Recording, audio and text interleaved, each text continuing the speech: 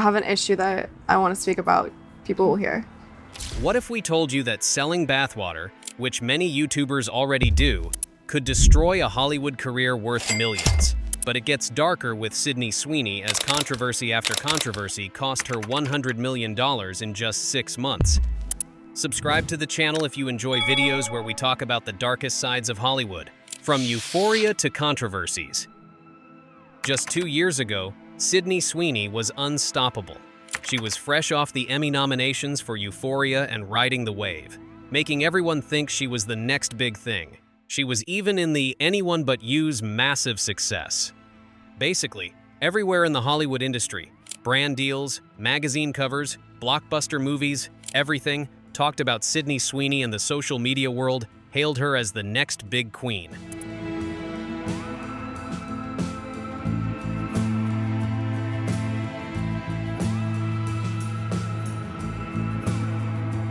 Then 2025 hit, and everything went sideways in ways that nobody saw coming. Let's talk about numbers first, because let's be honest, they're quite brutal. Our boxing drama Christie opened with just over $1 million during its debut weekend, which is quite less. That's not a typo for context. That's less than most indie films make on opening night.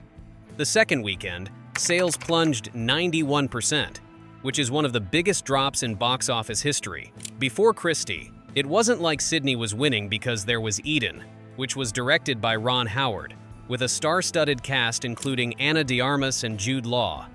The film had a budget of around $35 million, but it couldn't even scrape together $2.5 million at the box office. And before that, Americana managed to earn less than $500,000.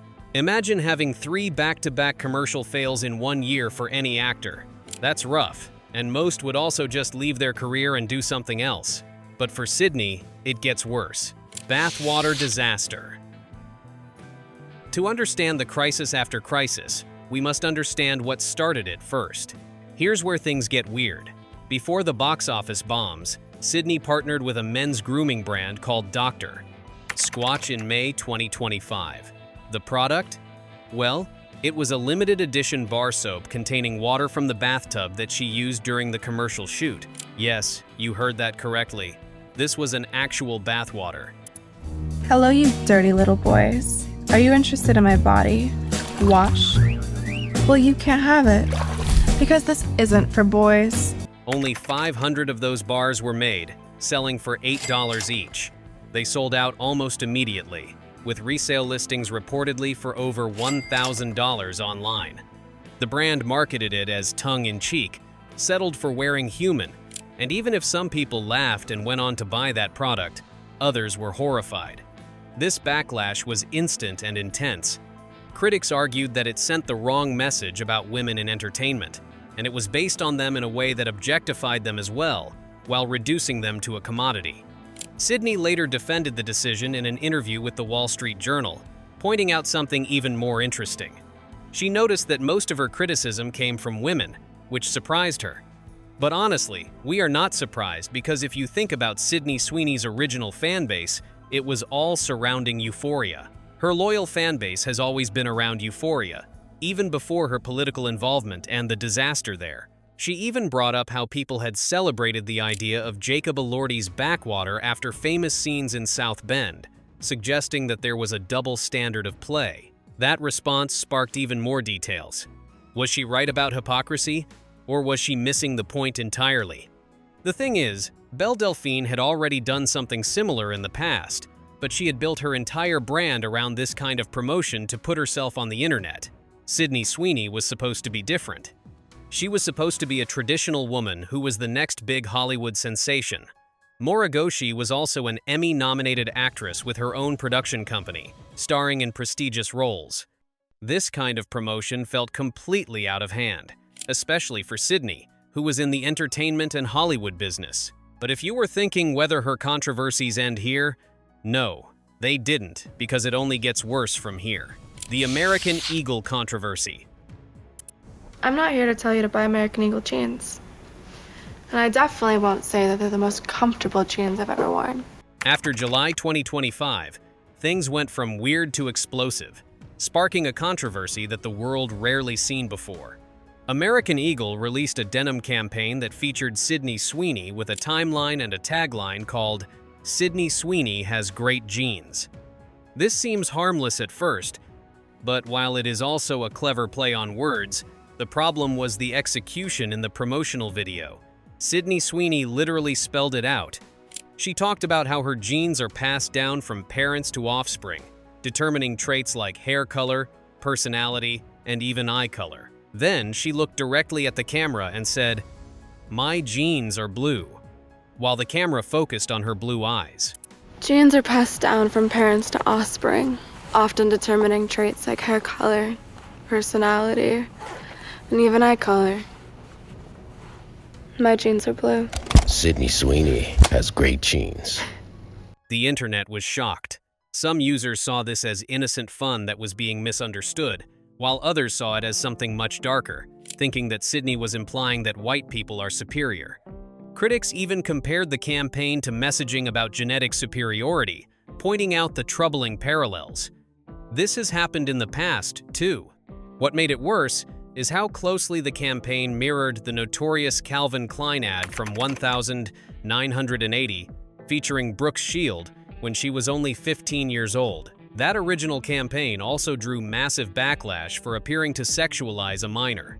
Sydney was an adult recreating the same concept, but the genes versus genes were played, giving critics the ammunition that they were already holding on to, and now they were ready to rumble.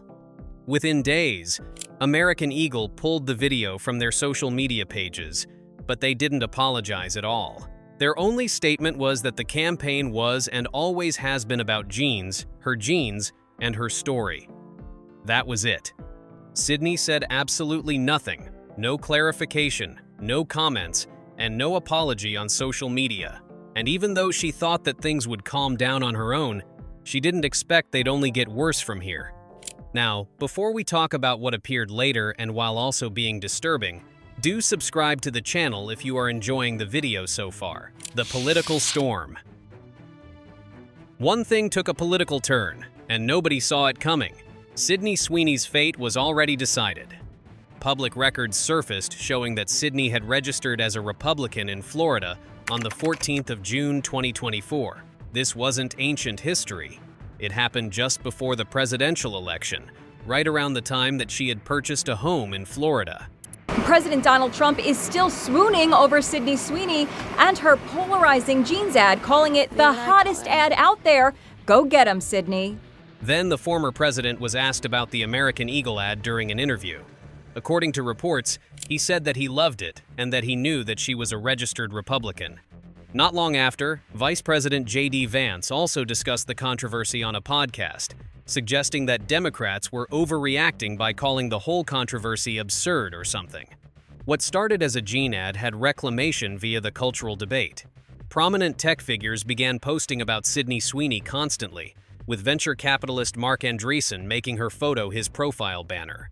There were people who usually avoided celebrity gossip, but suddenly they were out there turning Sydney into a symbol of what they call anti-woke. Even to this day, we see a lot of people supporting her while also promoting the idea that white people are better than everyone.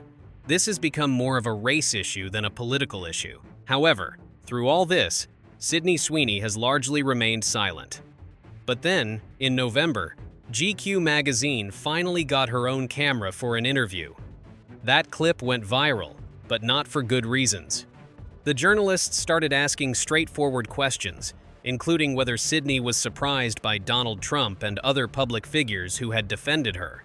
The interviewer also gave Sydney multiple chances to clarify her stance to directly say she didn't support the ideologies that people were thinking about. However, even during the interview, she said that if she wanted to say something, fans would hear about it, but she didn't clarify anything.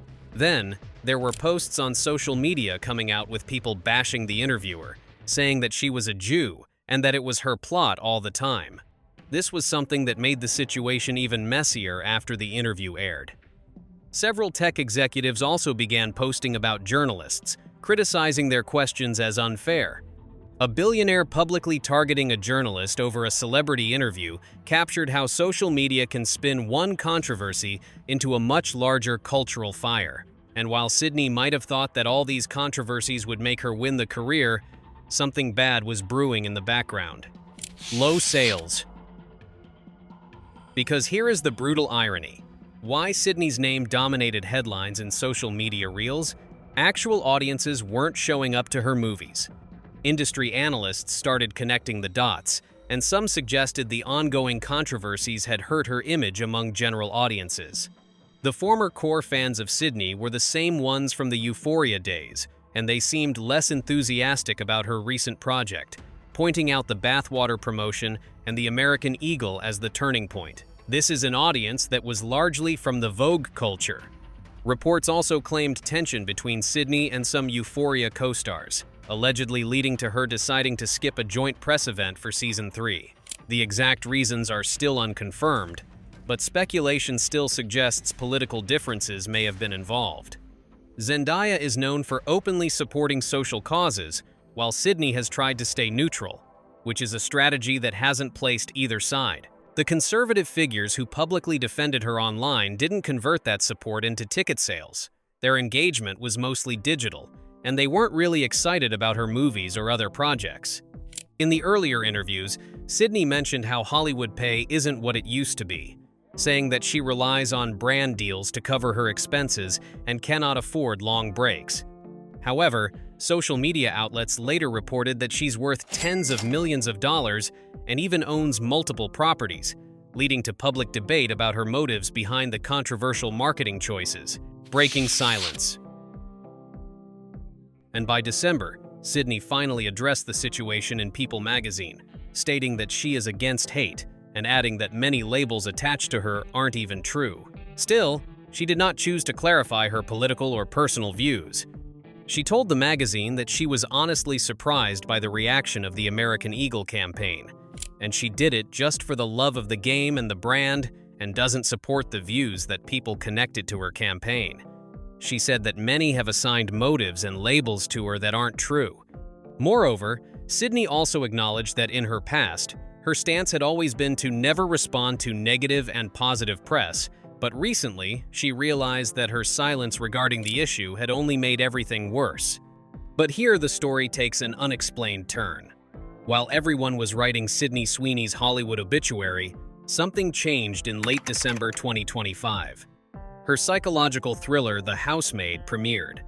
Industry insiders were nervous that after 3 consecutive flops, she could recover. Interestingly enough, this movie opened with over $20 million domestically in the first weekend. That's 4 times more than all her previous 3 releases combined. Within 2 weeks, the movie had already crossed $45 million at the domestic box office, with projections suggesting that it could reach around $100 million. Critics even praised it, and audiences gave it a 92% score on Rotten Tomatoes, which is the second highest of her career. So, did Sydney Sweeney fail her career? Well, not technically, but if we think about it, there have been ups and downs. Going into it, as we head into 2026, her career is more of a gamble. Let's see where it takes us. What do you think about the whole controversy? Tell us in the comments below, and if you enjoyed the video, please subscribe to the channel and ring the bell icon for more.